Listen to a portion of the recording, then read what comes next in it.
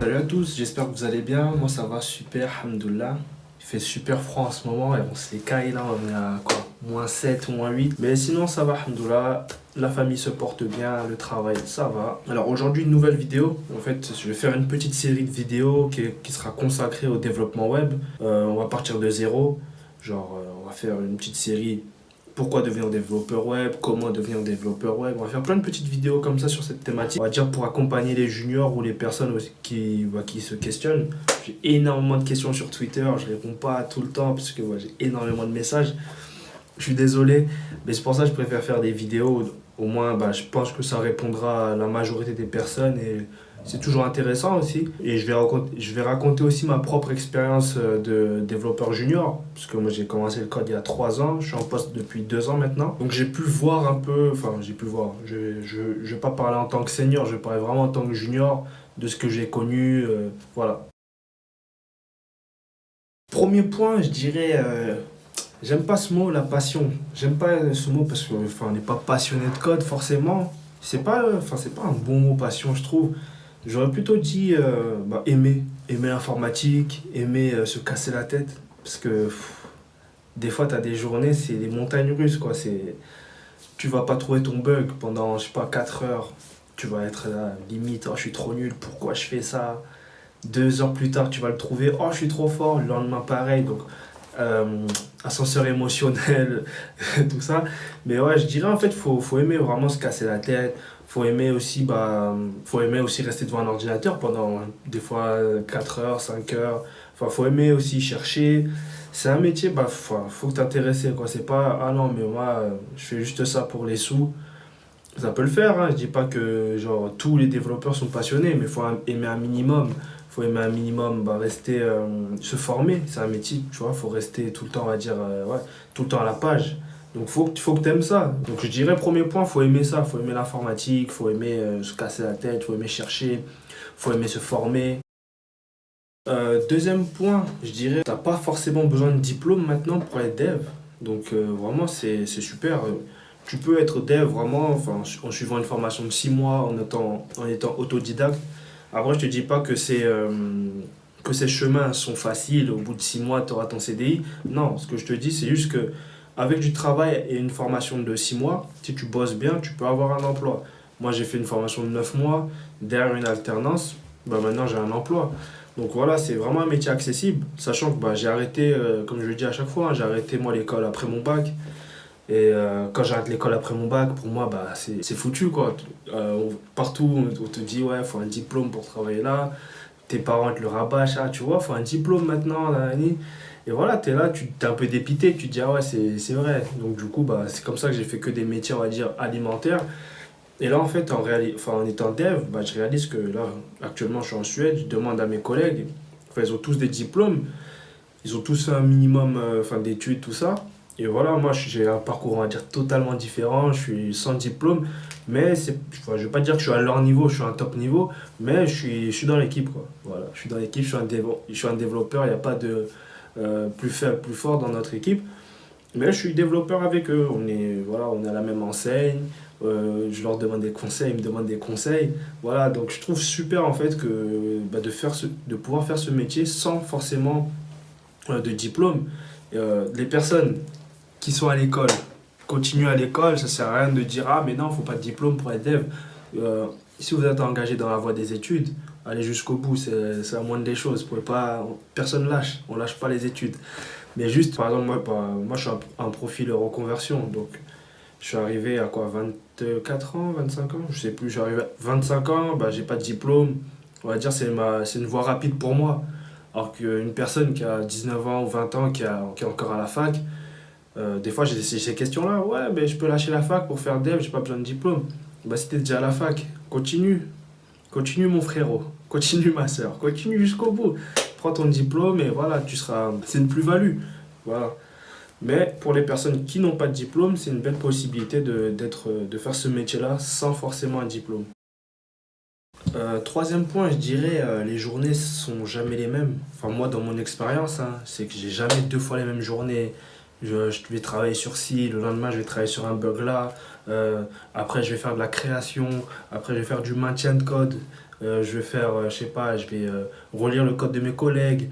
Enfin, vraiment énormément de choses. On va faire des réunions pour planifier comment on fera un tel projet, tel projet. Je trouve que enfin, c'est un métier super excitant, quoi. C'est enfin, toujours en évolution.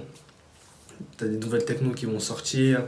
Euh, votre projet est sur une ancienne techno, il faudra le repasser peut-être sur une nouvelle. Vraiment, je trouve ça vraiment super de toujours être, enfin, toujours souvent être à la page, ça dépend de ton entreprise après, mais vraiment d'être toujours à la page, toujours toucher des technos, voir des nouvelles choses. Moi, je sais que j'ai commencé le code, j'ai appris Vue.js en premier, et après j'ai lâché Vue.js, j'ai fait du React, j'ai fait un projet perso, je sais pas, avec du Next.js.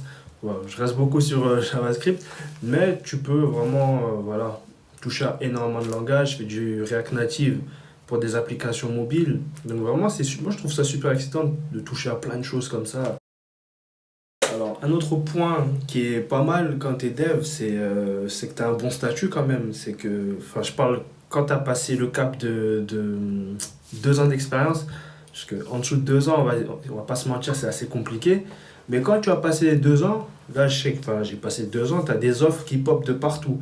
Ah, ben viens là, nanani, sur mon Twitter, mon LinkedIn, j'ai énormément. Après, il y a des fakes aussi, mais j'ai énormément de demandes maintenant. Ah, ben j'ai une mission là, ah, on cherche un développeur là. Franchement, c'est fou. Quand je compare à quand j'ai commencé, bah, c'est moi qui demandais aux recruteurs, à un tel, ah, vous prenez, vous me prenez, vous prenez. Et voilà, tu manges refus sur refus. Et là, quand tu as passé ce cap enfin, quand tu as une expérience ou deux sur ton CV, on voit que bah, maintenant c'est bon, tu es un développeur. Voilà, tu as eu au moins 2 expériences, 2 ans d'expérience, on va dire.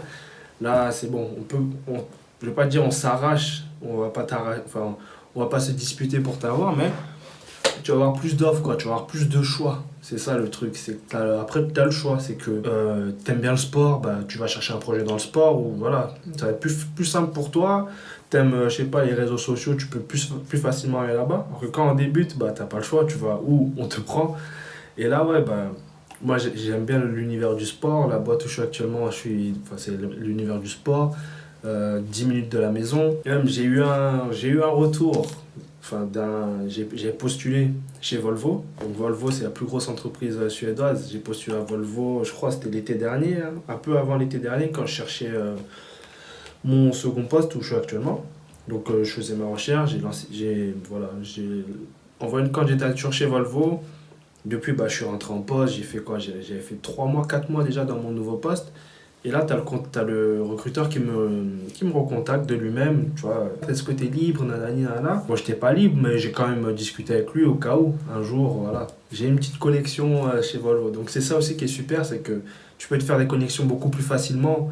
Et moi, j'aime communiquer sur les réseaux parce que, comme je dis, enfin, je fais un métier, moi, de visuel. Je suis un développeur front-end, donc je peux proposer du visuel aux gens. Donc voilà, je vais pas me gêner pour voilà, inonder mes réseaux sociaux de projets que je fais, de ci, de ça. Et voilà, ça intéresse peut-être des gens. Il y a peut-être des personnes qui vont aimer ce que je fais, vont retenir peut-être mon nom. Et voilà, après, pour moi, c'est ce qu'il faut faire. Quand tu es dev front, bah, montre ton travail, montre ce que tu sais faire. Et ça c'est déjà une première vitrine. Un autre point qui est super, c'est que c'est un langage vraiment commun, universel. C'est que tu vas apprendre, je sais pas, du PHP et du JavaScript, tu vas partir même aux États-Unis, même en Chine, même au Nigeria, bah, les gens savent faire du JavaScript. Donc, enfin, c'est un langage universel qui est commun à tout le monde. C'est pas comme des métiers, on va dire, comme, je sais pas, tu as des métiers, c'est que dans ton pays. Voilà, ce langage-là, il vaut que dans ton pays. Je sais pas, par exemple, avocat. Si tu es avocat, tu peux être qu'avocat en France, parce que c'est les lois françaises, et si c'est ça. Alors que dev, tu peux bosser à l'autre bout du monde, quoi. Tu sais faire du JavaScript, tu vas à Pékin, tu peux trouver une entreprise qui va te prendre parce que bah, tu fais du JavaScript. À l'international comme ça, bah, l'anglais prime, hein, mais tu peux être, voilà, on voit souvent des gens qui sont posés à Bali, qui travaillent pour une entreprise en télétravail. Et voilà, je trouve ça super d'avoir des langages comme ça, enfin, des langages de programmation qui sont compris par tous. Point qui est très bien, je trouve, hein, c'est le salaire. On va pas se mentir, c'est que c'est un métier qui paye assez bien. Après, bon, tu auras des gens qui seront beaucoup payés, d'autres qui seront beaucoup moins payés, qui seront sous-payés. Mais en moyenne, globalement, tu vas demander à quelqu'un qui fait dev, il gagne assez bien sa vie. Je trouve que c'est un métier, voilà, les gens gagnent assez bien leur vie quand même, hein. Moi, à titre de comparaison, quand j'étais à l'usine, je gagnais, je crois, 1 500 euros. Même pas, je faisais même pas 1 500 euros. Quand je bossais la journée, je faisais, je crois, 1 300 euros. Et déjà, non, je faisais 1 200 1 300 euros, voilà. Je faisais ça à peu près, c'était mon salaire, 1 200 1 300. Déjà, dès que je suis rentré en alternance, bon, l'alternance, c'est régi par les lois, tout ça, j'étais à 1 400 déjà. Donc, première expérience, ça me fait énormément de bien. Je gagne, bah, sans me fatiguer comme à l'usine, je gagne un bon salaire. Et après, bah, en venant en Suède, je gagne pratiquement le double de ça, quoi. Et enfin, je trouve ça vraiment ouf, quoi, que d'une entreprise à l'autre, tu peux gagner enfin, plus ou moins bien. Mais là, généralement, les salaires sont corrects. Voilà, je ne vais pas parler au nom de tous parce il y a des devs qui seront moins payés. Après, comme je dis à chaque fois, moi, le marché français, j'y connais pas grand-chose. De ce que je vois, c'est qu'en première expérience, en général, ça tourne autour de 28 par là, je pense, 28K annuel. Après, ça dépend où t'es à Paris, t'es en région.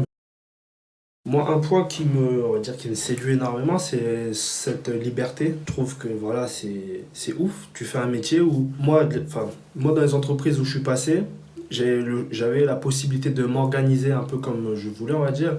Par exemple, je sais pas, le matin, je dois aller chez le médecin, ou je dois emmener le petit à l'école, ou je dois l'emmener au foot même en plein milieu de l'après-midi. Bah, tout ça, c'est possible. Je peux le faire tranquillement. Et voilà, enfin, ici, en tout cas, dans les deux entreprises où je suis passé en Suède, c'était comme même en France quand j'étais chez WebID, c'était pareil. Comme voilà, après ça dépendra de votre entreprise. Mais moi, j'ai fait 3 entreprises de dev. Des 3 entreprises, je pouvais m'organiser, je pouvais organiser ma journée.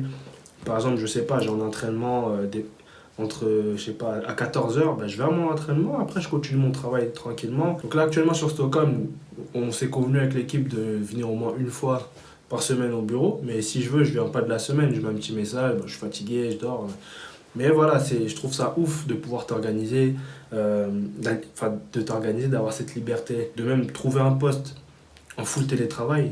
Des fois, bah, tu peux être chez toi, je sais pas, dans une campagne. Tu trouves un poste, tu habites en Corrèze, tu trouves un poste sur Paris, bah, tu as un salaire parisien, tu es dans ton petit environnement tranquille. Et ça, c'est pas mal d'avoir ce choix et cette liberté-là. Voilà, c'était tout pour aujourd'hui. J'espère que la vidéo vous aura plu. Comme d'habitude, n'hésitez pas à partager, liker, commenter. Ça fait plaisir. Et je vous dis bah, à très bientôt. Comme je vous ai dit, je vais faire une petite série. Je vais faire des séries vidéo comme ça sur le métier de dev. Donc là, on a fait pourquoi devenir développeur, on fera comment devenir, quelle formation faire.